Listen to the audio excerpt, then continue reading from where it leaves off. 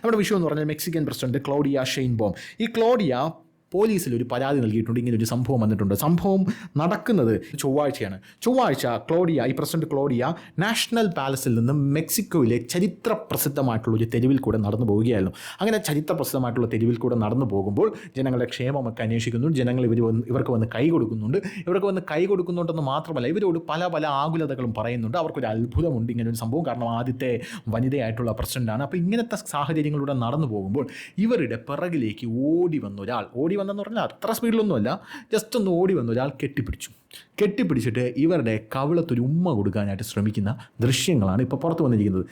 അതായത് ഈ സ്ത്രീ ഞെട്ടി എന്നൊന്നും പറയാൻ പറ്റത്തില്ല. ആ ദൃശ്യം പരിശോധിക്കുമ്പോൾ നമുക്ക് മനസ്സിലാവും ഈ സ്ത്രീ ഞെട്ടിയില്ല. അവർ വളരെ സംയമനത്തോടെ, അതെനിക്ക് വളരെയധികം ഇഷ്ടപ്പെട്ടു കേട്ടോ. സംഭവം എന്ന് പറഞ്ഞാൽ നമ്മുടെ നാട്ടിലെ ഏതെങ്കിലും സ്ത്രീകൾക്ക് ഇത്തരത്തിലൊരു അട്രോസിറ്റി നേരിടേണ്ടി വന്നാൽ അവർ പെട്ടെന്ന് ഞെട്ടിപ്പോവും, പെട്ടെന്ന് ട്രോമറ്റൈസ്ഡ് ആയി പോകും. അതായത് എന്ത് ചെയ്യണമെന്നറിയില്ല.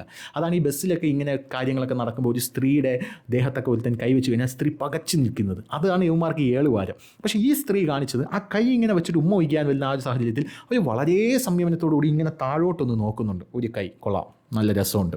എന്നിട്ട് അവരിങ്ങനെ നോക്കുന്നുണ്ട് സൈഡിലോട്ട് നോക്കിയിട്ട് ഈ വരുന്നവനെ ഇങ്ങനെ അപ്പോൾ തന്നെ കൈ എന്ത് ചെയ്തു, ഈ മുഖത്തിൻ്റെ സൈഡിൽ വെച്ച് അതങ്ങ് മറച്ചിട്ട് ഇതിങ്ങനെ എടുത്ത് മാറ്റടാ അലവലാതി എന്നുള്ള രീതിയിൽ അവരെന്ത് ചെയ്തു, ഇങ്ങനെ പിടിച്ച് മാറ്റുന്ന ഒരു കാഴ്ചയാണ് കാണാൻ സാധിച്ചത്. അതിനുശേഷം ഇവരുടെ ബോഡി ഗാർഡ്സ് വന്ന് ഇയാൾ എന്ത് ചെയ്യുന്നു, തട്ടി തോളി കയറ്റി സൈഡിലോട്ട് എടുത്തുകൊണ്ട് പോകുന്നു. ഇയാളുടെ പേരിൽ പോലീസിൽ ഇപ്പോൾ ഈ മെക്സിക്കൻ പ്രസിഡന്റ് തന്നെ പരാതി കൊടുത്തിട്ടുണ്ട് എന്നാണ് അറിയാൻ സാധിച്ചത്.